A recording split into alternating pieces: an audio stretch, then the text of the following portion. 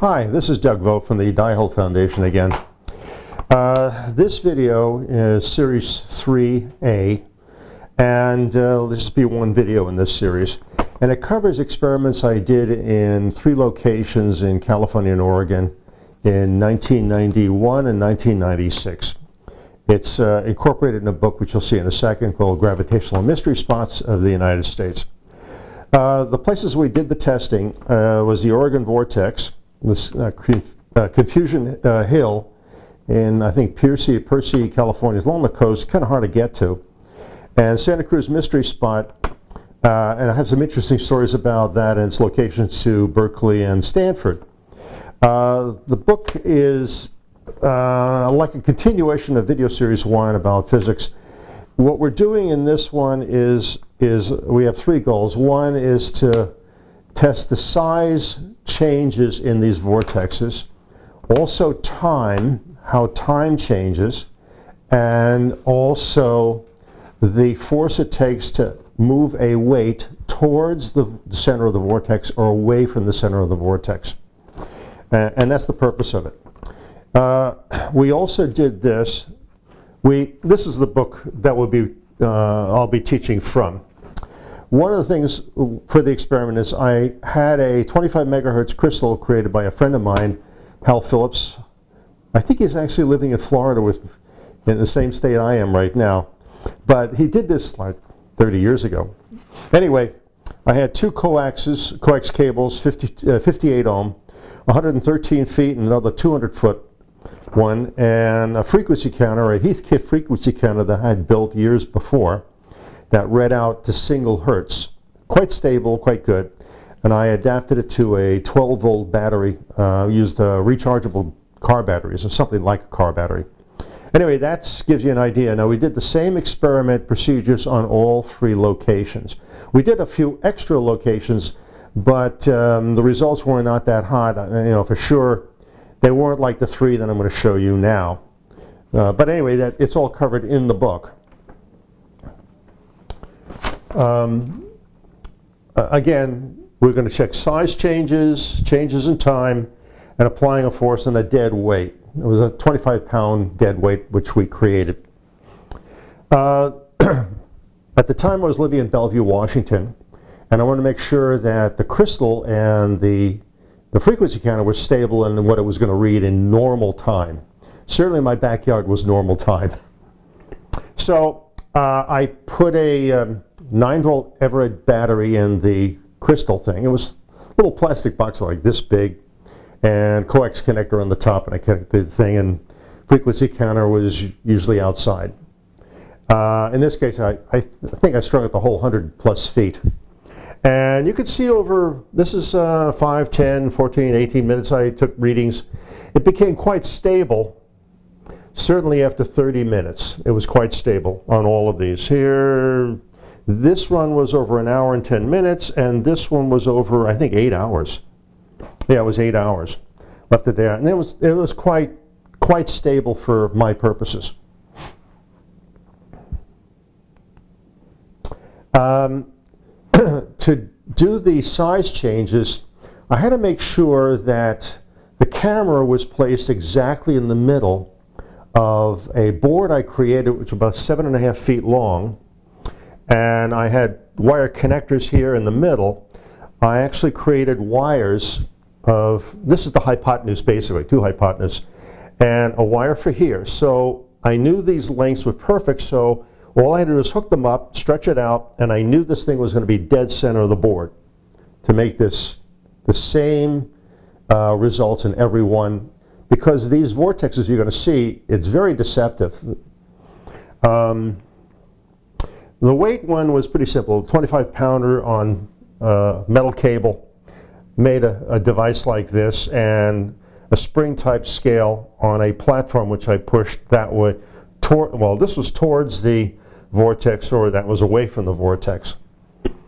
And I'll give an explanation of what I think was going on with this particular experiment with a logarithmic paper. You get an idea. The first experiment is the Oregon Vortex. It's off of Highway 5 and I think Sardine Creek Road, I think it is.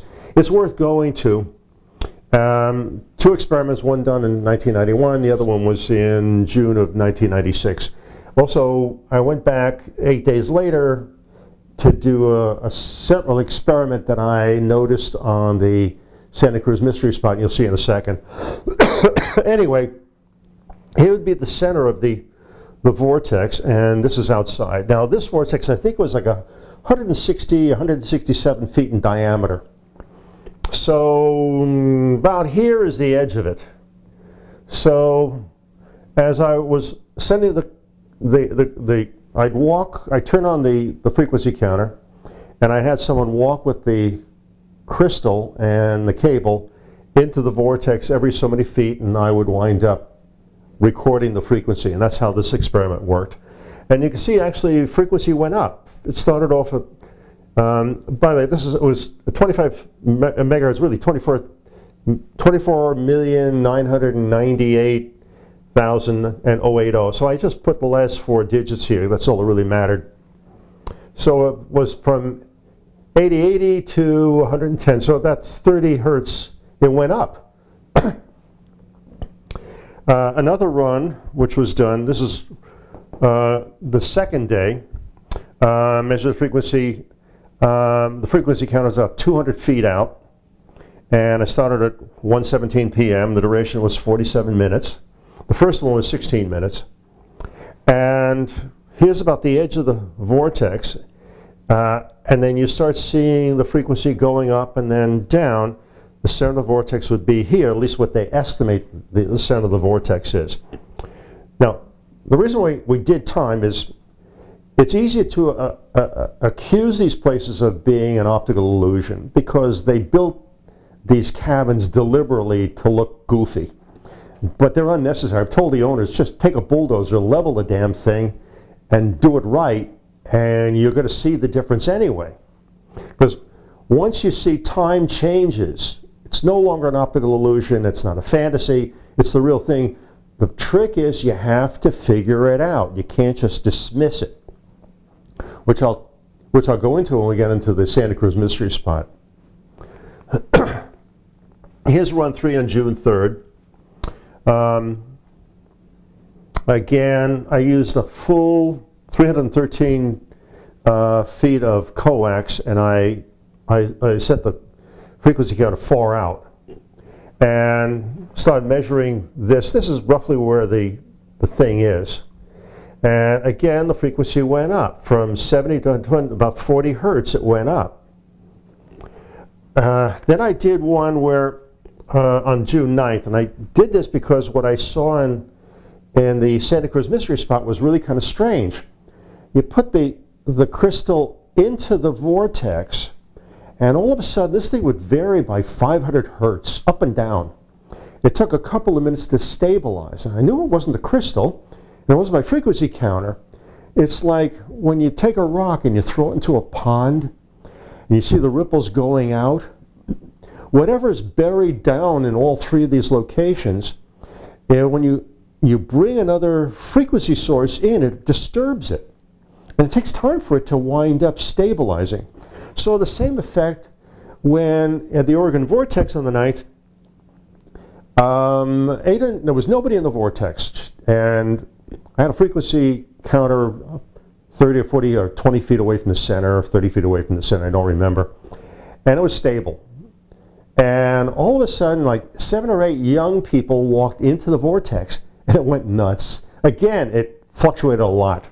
This is the kind of the pattern it would do. And I did this basically over 1 minute. And where was it? This is the frequency here. And I had it first outside, and it was up 240 feet out. So it only varied 2 hertz. So I knew that the equipment was stable. And then I put this thing at the 15-foot mark, is what my notes say here, at 12:40 p.m. Afternoon. And I did it for 1 minute, and I registered what the frequencies were. It was varying about 15 to 20, 25 hertz, up, down, and sideways. Now, there's something down there that's physically changing time. Not a tremendous amount, but it shouldn't do it at all. By the general theory of relativity, it shouldn't do it at all. This is the time experience I did at Confusion Hill. I'm doing all the time experiences for the 3 locations first, then we'll do the size ones. I'm getting over a cold, so I sound a little nasal, I'm sorry. This was June 6th, test 1, again in the afternoon. Now, I would put the battery in and we'd let it sit there for a half hour, sometimes 45 minutes. So we knew it was stable. We tested it outside. So my friend Vic Ardeline is the one who helped me with these. We were outside here, and then as we brought the thing in, you could see it varied a lot. From what, about 970 down to 950, about 20 to 25 hertz. But this is the pattern it was doing. This is where they thought the center of the vortex was. I don't think these people really know where the center of that vortex is. That's my first hunch.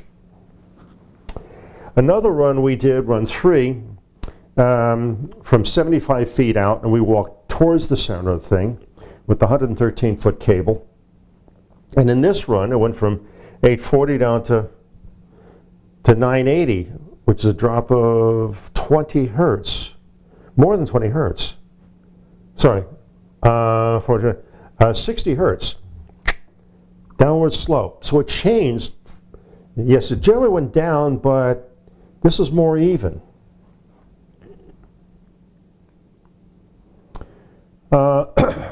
This is again Confusion Hill. Again, what we did is we took the crystal, we wanted to make sure that it was stable. We took the thing outside by the gift shop, and we went over a period of about, 80 feet away to where they had a tree where the bark was kind of twisted, which is what you've seen in many of these vortexes. The bark on the trees actually rotate or start twisting for real reasons. Anyway, this is the results, and here it was only varied by 4 hertz, so it was very, very stable outside. You take it inside the thing, we left it at the 20-foot mark and left it there for 2 hours and 40 minutes, and you can see it varied up and down. Why? Again, something down below is causing this. It's changing the rate at which matter comes into this dimension, but it's so slight you really don't notice it. Now, this is Santa Cruz Mystery Spot. This is where we started seeing the jello effect, and it happened June 7th. And for 3 minutes, this thing was varying like 500 hertz, and for no reason at all other than we just put it into the thing. And after it stabilized for a while, then we did our first run with the 113-foot cable. The frequency counter was out by the gift shop. And the experiment was for 7 minutes, and we went towards the vortex. And they think it's like 180 feet in diameter or something like that. So here we started seeing a rise in the frequency, which means it probably is about 100 feet in diameter, is the vortex really. And it starts going up.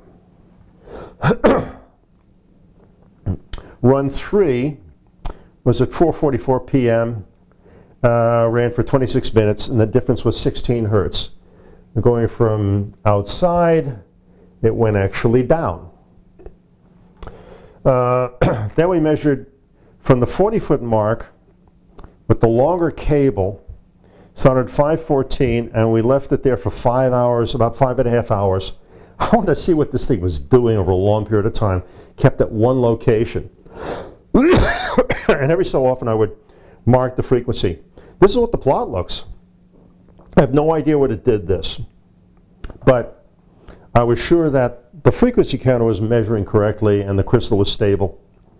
But it's dynamic. It's changing in front of your very eyes. This was as much as, was that 40 or 50 hertz? Yeah, 56 hertz. It's a lot. I shouldn't do it at all.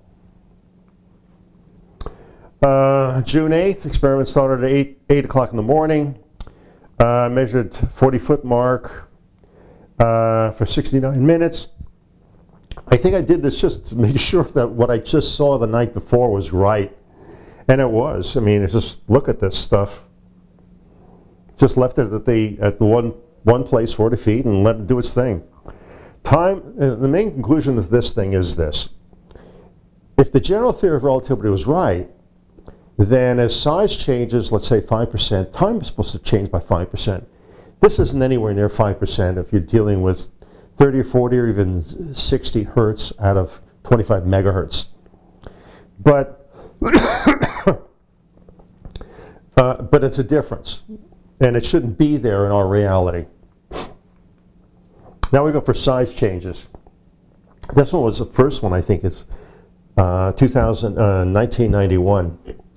I created sticks, 7.5 feet is the mark up there. And I have two pictures. This was done 3.8% shrinkage over 8 feet. Here I use the bars alone, and you can see it as 4.04% shrinkage. And again, the same thing, I knew the camera was dead center on this thing.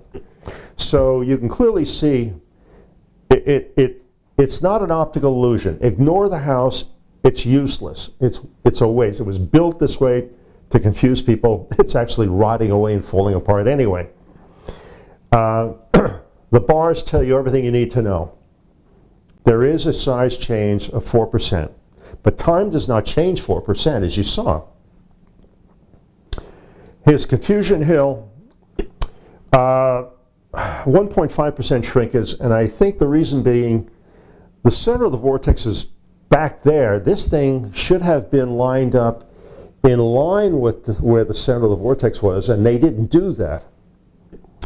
So, but there was a small slight shrinkage, 1.5% over 7.5 feet. You could kind of see my wires here, over on here, slightly, but that's how I did it, so I knew it was right. This is Vic. This is the Santa Cruz Mystery Spot. Again, 5.2% shrinkage over 7.5 feet. And that camera was dead center of this thing. So there is a real phenomena going on here. Ignore the building. You should go there to see it for yourself. Now, I'm going to add this with Santa Cruz Mystery Spot. This is only like 60 miles away from Berkeley Physics Department, and maybe 35 or 40 miles away from Stanford Accelerator. A whole bunch of physicists there. The owner of the place, well, I know, told me only one physicist ever went there. And the physicist said, well, there must be a big meteor down there. You know, they were looking for a piece of matter, you know. Now, that's such a stupid statement. This is like on the side of a hill. Not a big hill, it just goes up 30 or 40 feet. There's no evidence of a crater. Why did he say something that's stupid? If he actually thinks that, his PhD isn't worth the paper it's printed on, and being a physicist. But nobody from both those schools ever went there to do any of the tests that I did. I came down from Seattle, 800 plus miles, to go do this with Vic. They weren't curious enough. It's like if they don't get paid by National Science Foundation or anybody, they don't do it. Great bureaucrats. But scientists? No love of science there. Hell about curiosity. Okay, this is pushing a dead weight. The bark area is pushing it away from the vortex. This is pushing it towards the vortex. And here's the difference, towards and away.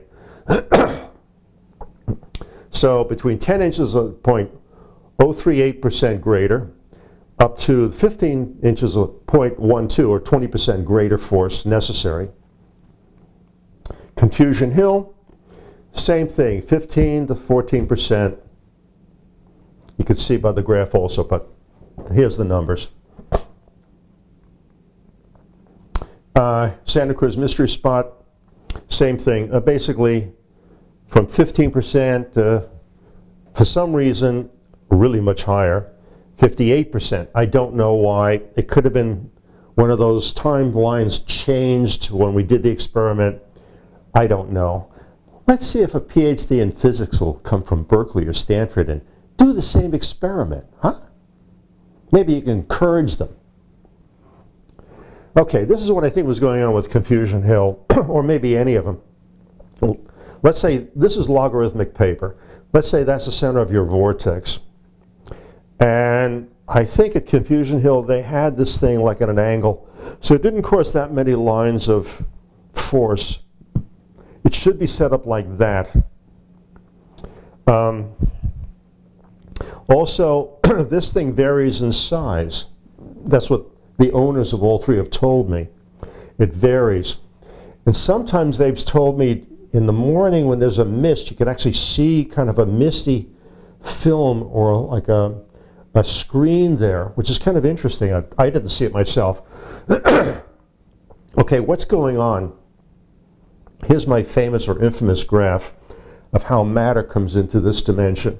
This is the carrier wave that carries the information. These spikes represents our matter world. Proton, neutron, or neutron, proton, I don't care what you call it. This would be, either this is Planck's time, 5.6 times 10 to the minus 44 seconds, or this is from 1 to 2, or from 3 to 4. I don't know, I don't think anybody else knows either. But for some reason, whatever's buried down there is altering this slightly. And it's so slight that's only showing up as a a couple of dozen or 50 or 100 hertz out of 25 megahertz. But the relationship between, in the general theory of relativity, of size changes and time is wrong. That we can say for sure. Because we shouldn't have this on Earth, period. This shouldn't be doing this unless something's artificially doing it. That's it. I made it short. The next one is going to be that I'm going to actually film, and hopefully today, is going to be on Moses 10 code systems. Hope you enjoyed it. Hope you learned something. And if you're a scientist, please be curious,